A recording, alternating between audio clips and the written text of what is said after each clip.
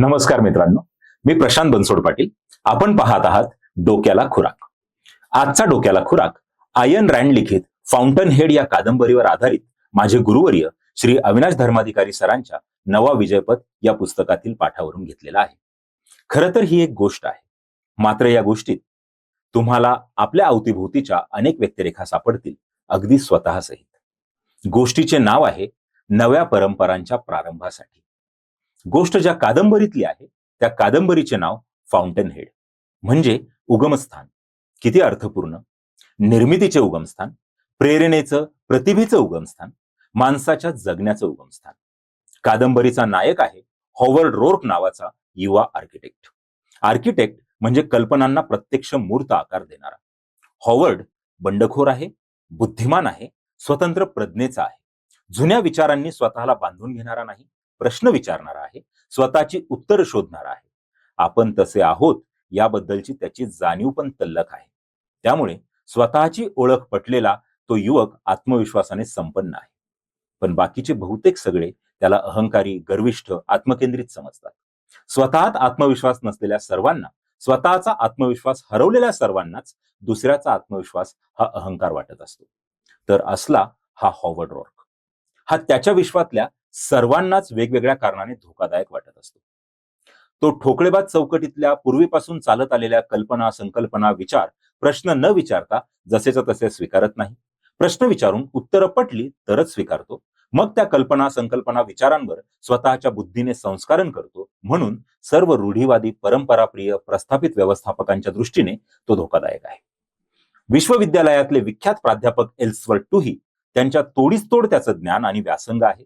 तो प्राध्यापक टुही यांच्याशी बरोबरीच्या नात्याने चर्चा करू शकतो. म्हणून तो प्राध्यापक टुही यांच्या दृष्टीनेही धोकादायक आहे. आणि प्रतिभावंतांच्या गुणवत्ता यादीत हॉवर्ड क्रमांक 1 वरच असल्यामुळे समवयीन स्पर्धक विद्यार्थ्यांच्या दृष्टीनेही तो धोकादायक आहे. वेगळा, स्वयंभू विचार करण्याच्या ताकदीमुळे तो सर्वांच्या नजरेत काट्यासारखा खुपतोय. अशी ताकद नसलेल्या अन सर्व पोथ्या आंधळेपणाने स्वीकारून त्या पोथ्यांच्या चौकटीत सुरक्षित आयुष्य शोधणाऱ्या सर्वांनाच हॉवर्ड हे एक आव्हान आहे, एक धोका आहे. त्यामुळे असे हे सर्वजण एकत्रितपणे विरुद्ध एक हॉवर्ड अशी फाईट जारी आहे. Fight two finish. तू तरी राहशील किंवा आम्ही तरी. हॉवर्ड यशस्वी होणे म्हणजे उरलेले सर्वजण पराभूत होणे, मागे पडणे. त्यामुळे विद्यापीठ, प्राध्यापक, विद्यार्थी, बांधकाम व्यावसायिक असे सर्वजण एकत्र येऊन हॉवर्डचं वाटोळं करण्यासाठी गँग तयार करतात. आणि मग हॉवर्डच्या आयुष्यातलं नष्ट पर्व सुरू होतं. त्याला विश्वविद्यालयातून काढून टाकलं जातं. त्याच्याकडे आपल्या घराचे डिझाईन करण्याचं काम कुणी घेऊन गेलंच तर नंतर अशा ग्राहकांना बाहेर गाठून फितवलं जातं. हॉवर्डला मिळालेली कामं हातातून जातात, नवी कामं मिळेनाशी होतात. म्हणून तो नाईलाजाने पगारदार नोकरी पत्करतो. पण शहरात प्रभावी असलेल्या त्या रूढ अर्थाने यशस्वी बांधकाम व्यावसायिकाच्या पदरची नोकरी त्याला पटत नाही. तो घुसमटतो, नोकरी ठोकरून बाहेर पडतो. अपमानात चिडलेला तो बांधकाम व्यावसायिक हॉवर्डकडे बघून घेतो. हॉवर्डला नोकऱ्या मिळेनाशा होतात. 2 वेळच्या खाण्याची दैना होते. शहरात ज्या खोलीत राहतो त्या खोलीचे भाडे द्यायलाही पैसे उरत नाहीत. मालक ऐन थंडी बर्फाच्या दिवसात हीटरचे कनेक्शन तोडतो.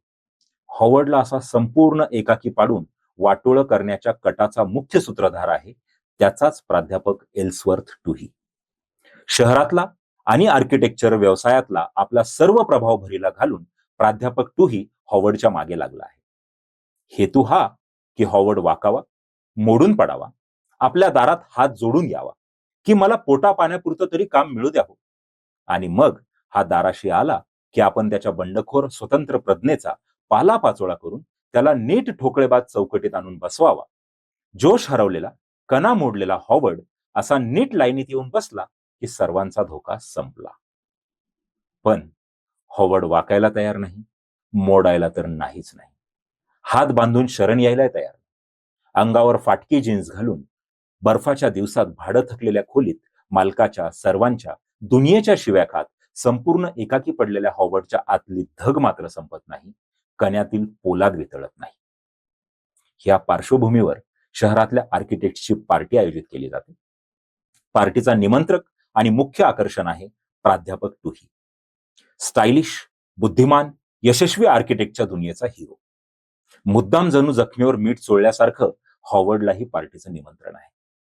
खिजवायला, त्याला हीन ठरवायला, की जणू ये, तुझी फाटकी जीन्स घालून, दाढीचे खुंट वाढून ये. या यशस्वी आर्किटेक्टची सुटाबुटातली पॉश पार्टी पाहायला ये. त्यांचा आफ्टरशेवचा मैलभरावरून येणारा सुगंध घ्यायला ये. मंद प्रकाश, हलकेच दरवळणारे संगीत ऐकायला ये. उंची दारूच्या कपांची किनकिन ऐकायला ये. त्याला निमंत्रण देताना कदाचित अपेक्षा ही सुद्धा असेल की हॉवर्ड पार्टीला येण्याचंच टाळेल. कोंदटलेल्या गारठ्यातल्या खोलीत दिवाभितासारखा बसून राहील. पण हॉवर्ड पार्टीला येतो. फाटकी जीन्स अंगावर घालून आणि चेहऱ्यावर दाढीचे खुंट घेऊन अत्यंत शांत चेहऱ्याने येतो. एका कोपऱ्यात शांतपणे थांबतो. त्याने कॉलेजात मदत केल्यामुळे पास झालेले काही आर्किटेक्ट त्याच्याशी बोलू इच्छितात, पण धजत नाहीत. कारण हॉवर्डशी बोललो तर आपण प्राध्यापक टुहीच्या ब्लॅकलिस्टमध्ये जाऊ आणि मग त्याचा बिझनेसवर वाईट परिणाम होईल, म्हणून ते मनातल्या मनात हॉवर्डची पूजा बांधत दूरच थांबतात. हॉवर्डची असामान्य प्रतिभा पार्टीतल्या सर्वांनाच मान्य आहे, पण त्याने हॉवर्डचं एकाकीपण संपत नाही. बरं, आता तो पार्टीत आलाच आहे म्हटल्यावर एक सूक्ष्म टेन्शन आहे. कारण हॉवर्ड आणि प्राध्यापक टुही समोरासमोर येणार. हॉवर्ड प्राध्यापक टुहींना त्यांच्या खलनायकी कटकारस्थानांबद्दल विचारणार, किंवा तसं त्यांनी विचारावं, विनंत्या कराव्यात, निदान स्वतःवरचा तोल घालून प्राध्यापक टुहीच्या नावाने आरडाओरडा तरी करावा, अशीच अपेक्षा. कारण हॉवर्डचा तोल जाण्यातही प्राध्यापक टुही अँड कंपनीचा विजय आहे. पण यातलं काहीही न करता हॉवर्ड शांत उभा आहे. एका कोपऱ्यात शेवटी केव्हा तरी जिन्यामधून वर खाली करताना प्राध्यापक टुही हॉवर्डला जिन्याच्या लँडिंगवर गाठतात. हॅलो करतात. हॉवर्डही टुहींना शांतपणे हॅलो करतो. प्राध्यापक टुही शेक हँड करतात. हॉवर्डही शांतपणे समतोल शेक हँड करतो. हॉवर्डचा तोल जाण्याची वाट पाहत असलेले प्राध्यापक टुही शेवटी स्वतःहूनच हॉवर्डला प्रश्न विचारतात, काय रे हॉवर्ड, माझ्याबद्दल तुला काय वाटतं, ते मला सांगत का नाही? Come on Roark, why don't you tell me, what do you think about me? Howard शांतपणे उत्तर देतो, मला तुमच्याबद्दल काहीच वाटत नाही. म्हणजे न बोललेल्या शब्दात हॉवर्ड जणू सांगत आहे की अडचणी, कटकारस्थानं यांचा मी विचारच करत नाही, दखल घेत नाही. अशी दखल घेण्या एवढे मी तुम्हाला मोठं समजत नाही.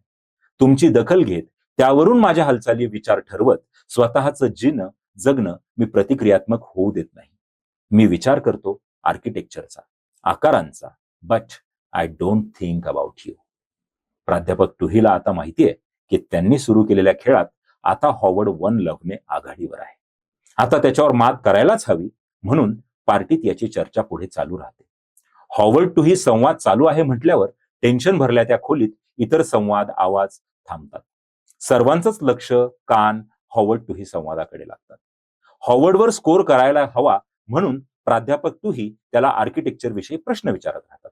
हॉवर्ड शांतपणे उत्तर देत राहतो. प्रश्न आर्किटेक्चर मधल्या विविध परंपरांविषयी आहेत.